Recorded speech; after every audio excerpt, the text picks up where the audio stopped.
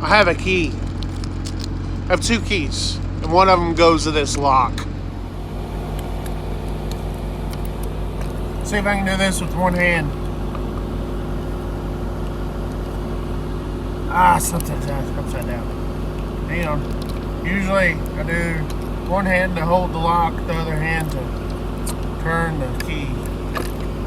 Oh, there we go. See how that works? See how that works? Didn't have to cut it this time, like last time. What's up, everybody? So, today I'm working on one of my days off because, well, I like money. Being a little greedy. I actually tried to do this last week, but with the whole hours thing, I don't know. Didn't do that this time. Look here. You see, last week I showed you guys a picture of my available hours. Remember that video I did? And look here.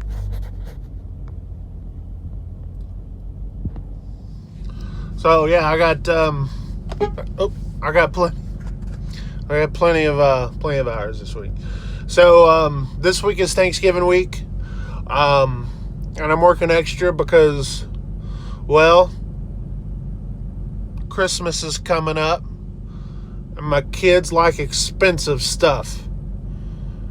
Now, you know, I miss my kids when they were about yay, and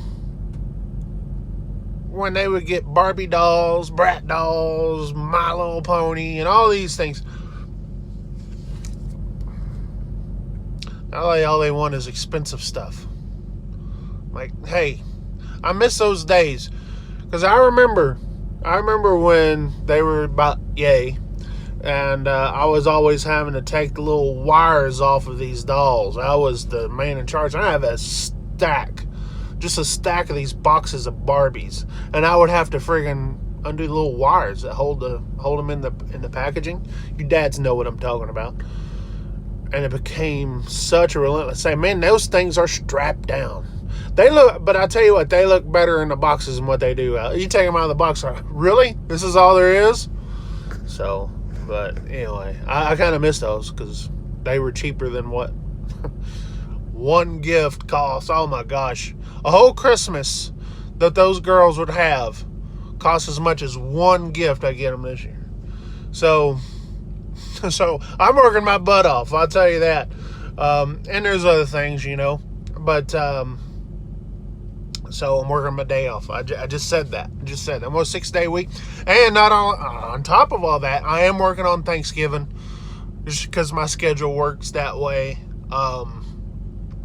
Unless I have Thursdays off, I will always be working on Thanksgiving. So that's something, as long as I'm here, I'll be working it.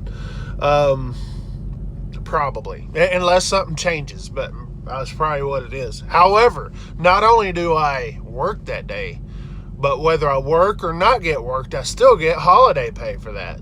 So it's like, cha-ching, show me the money. This is probably one of the biggest weeks as far as money goes for me, because I'm working 6 days, and on top of that, I have a holiday in there. So I know about, maybe it was a month ago, I took a load up to Amarillo, New Mexico. It was a rare thing. That was a good week. That was a really good week. It was around $2,000 gross. I didn't, not take home, gross. But it was a pretty good week. This one will be right there with it if I get good miles and all that kind of stuff. So anyways, I am stalling because I'm here in Denton at my first stop. They're probably on lunch. It is 2:48.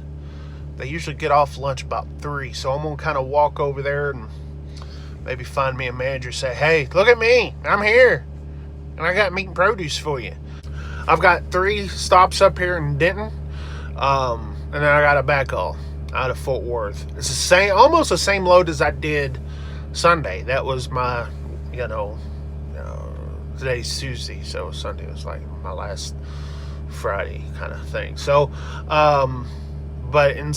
I had 2 denting stores. Now I got 3 denting stores on this one, and then I got that same backhaul. So I could do that, and then try to get another load in after that. So it'll be an okay day. It's not going to be that friggin' bust your ass three load day because of the backhaul. Now, if it wasn't for that backhaul, I could try shoot for three loads. And listen, people think, oh, 3 loads a big deal. 3 loads is like, not everybody gets 3 loads. Most everybody gets 2 loads. Sometimes you only get 1 load, but 2 loads is the standard. When you get 3 loads, you're busting your tail, especially if they're 3 good solid loads like I did in the last vlog I did. So you got that. Anyway, hey, before we move on to the next clip, let me know if you like this kind of stuff, and if so, I'll bring the heavy duty camera equipment. Okay, I just will. Right now I am doing this off my iPhone. Okay, I am filming off my iPhone, but I can bring out the big boys, if you know what I'm saying, for better quality. So let me know if you guys like this kind of stuff. Anyways, let's go to the next clip.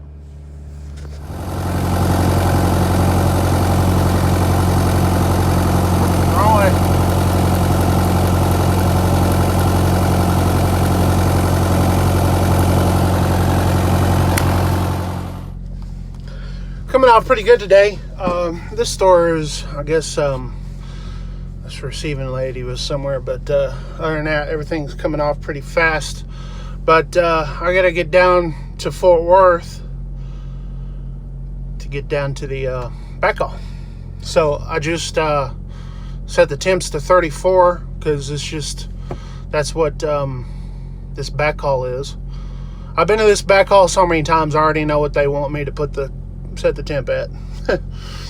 But the reason why I have it 3 times on there, if you could tell on that reefer, is that we have 3 sections on these reefer trailers, and we haul multiple things. So you have meat, produce, frozen, and dairy. Okay, now meat and produce usually go in one trailer, frozen dairy on another. So frozen is usually what is it, -20, I think they put it at, and then dairy, they set it at 32. Okay, but it's usually about 33, 34, so it don't freeze. Now meat and produce, what I haul, my first load every morning, I haul meat and produce. The meat we keep at 32, and the produce we keep at 40. So, and we have bulkheads to separate the trailer. Now, I'd show you all that, but that's against my policy. I can't do that. The policy says you can't do that, so I can't show you. But trust me on it, that's how we do it.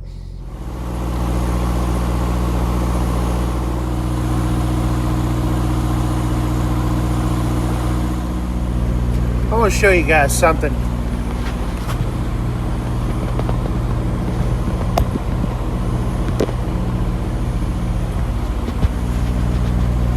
You know, that's I got it about a 1/2 inch to 1 inch off the ground. I don't know if you can really tell by that shot.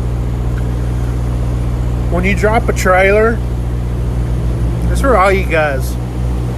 Don't sit there and have it touch the ground and then like crank it up 2 or 3 more times. Don't do all that. Right before it hits the ground, that's when you stop cranking it down and drop the handle. Don't put the handle back up in there, because when you're dropped, that handle ain't going anywhere. That's for DOT. That's for going down the road right there. That right there is when you drop it. And the reason why that is when you drop it and you put it up in there like that, a yard dog comes in and messes around with it and drops it somewhere else. Then sometimes you may have this some pressure those legs inside the, where the legs go in, so be some pressure. Then you can't move this at all when that thing's sitting up in there. And then you gotta go holler at a yard jockey to freaking lift this up for you. Just drop it.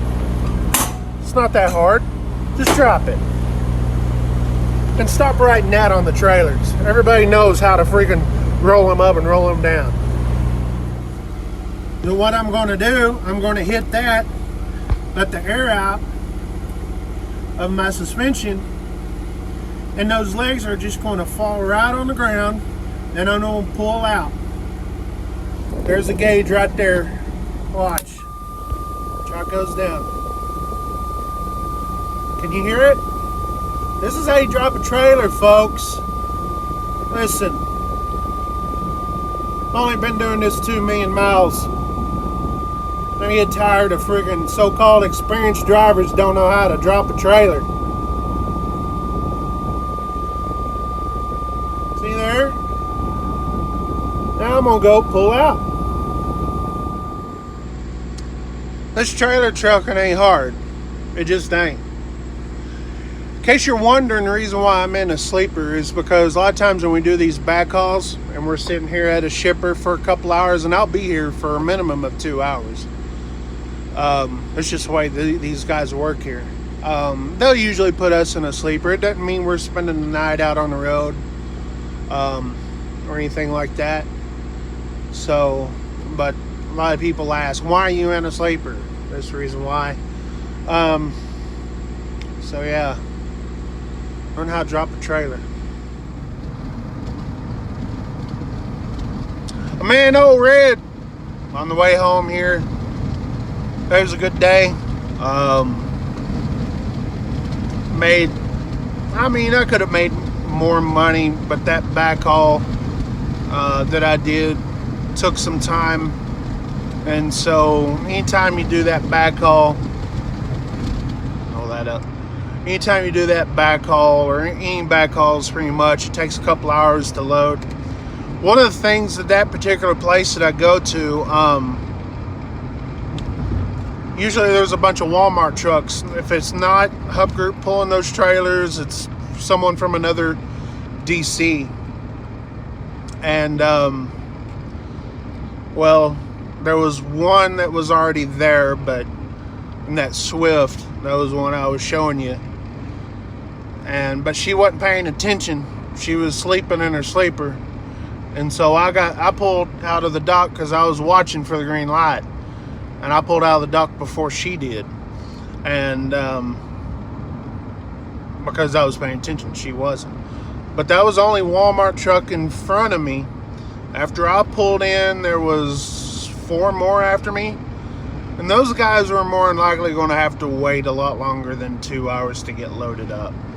So that particular backhaul, I try to race to get there as soon as possible. I don't lollygag to get there. You got enough time to lollygag when you're there, but because it's kind of a slow process. But I got back to the yard with 5.5 hours left, and I was gonna go back up to Denton and then run over to Bowie with a frozen dairy load. But that's really cutting it close. By the time you get out of the yard, you're below 5 hours after you pre-trip, do your paperwork, get out the gate, scale, that kind of stuff. And then it takes an hour and a little bit of change to get up to Denton, another hour and a little bit of change to get to Bowie, and about almost 2 hours to get back down. And so that doesn't really leave a lot of time to unload, and you leave a little bit of margin of error. You gotta, in trucking, when you have to, when you do your trip planning, always leave a little space for margin for error, because anything can happen. You blow a tire, you get stuck in a traffic jam, anything can happen. You get stuck at a receiver where, someone's, they're slow, or maybe there's another truck in the dock. So you always got to leave margin for error when you're dealing with trip planning and all that kind of stuff. So my second load, I did Hearst Texas and Fort Worth.